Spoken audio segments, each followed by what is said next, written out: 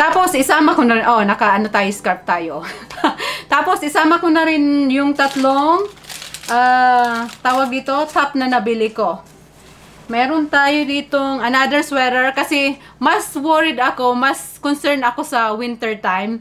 Okay lang na bumili ako ng maraming sweater kasi importante sa akin yung warm tayo. So, bumili ako, napabili tayo ulit ng very cute sweater. Parang ano siya eh, vintage siya eh.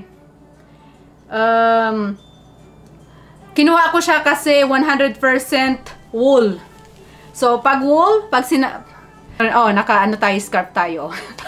Tapos, isama ko na rin yung tatlong, tawag dito, top na nabili ko.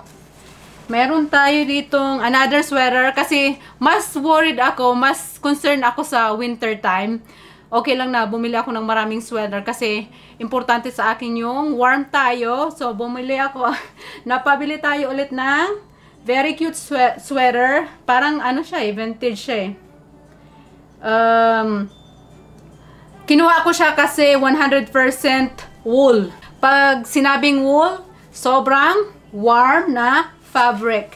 And ito din, parang kakaiba siya eh. Kinuha ko na siya eh. Turtleneck na brown. Ang cute nito oh. Yung design niya, yung mata ko napatingin talaga dito eh. Yung design niya, ang ganda ng design. And then, makapal yung tela. And then, maganda yung pagka-design dito sa dulo ng ano natin, ng sleeve. Ang ganda ng design. So, very cute turtleneck. And then, meron tayong another Christmas cute sweater. Yan.